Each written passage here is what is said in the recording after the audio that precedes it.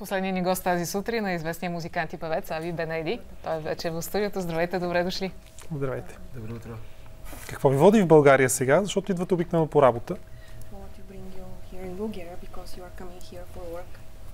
Yes, at the moment I'm here because I'm working for a new song. В момента съм в България, защото работя върху моята нова песен. And I love Bulgarian. И защото обичам България. Каква е тази нова песен? What is this new song? The new song is about the life, хубаво живота. Новата песен е за живота. Казва се "Хубав е живота". Хубав ли е живота всъщност? Различен стил ли или това, което вашите почитатели? It's beautiful. Is a different style or your fans likes? No, the life is every time beautiful. We have to be happy that we live and we have to take all the time the best solution. Живота наистина е хубав. Ние трябва да се радваме, че сме живи и винаги да взимаме най-добрите решения за нас.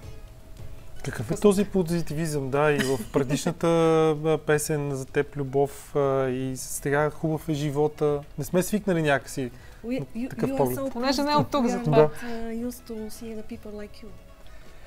It's true, in the world there is a lot of problems, but I think if we start to be every of us positive, it will change maybe something, because you have to be, first of all, for you, and then the people will see, they will accept it also, I'm sure about that.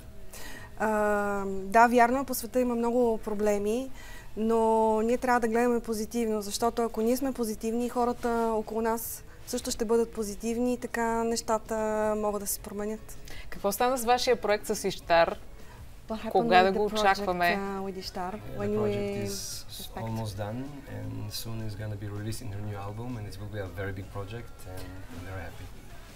Да, почти е готов проекта с Иштар. Той ще бъде включен в новия ти албум и аз съм много щастлив за това. Защото е голям проект. А вие какво правите там? Вие пеете заедно с нея или? What you doing there? Are you singing? I'm producing this time.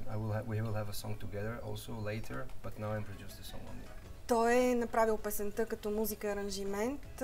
Имат бъдещ проект, в който ще пеят заедно. Тоест, разбрали сте се, харесали сте се. You liked each other? Какъв човек е тя? Може ли добре да се работи с нея?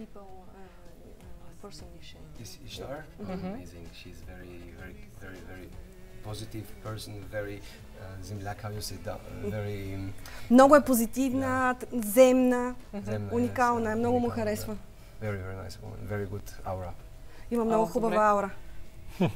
Хубава аура, обаче нещата в България малко са по-различни. Ето тази сутрин имаме извънредна ситуация. Всъщност това явно ще сложи край на този разговор.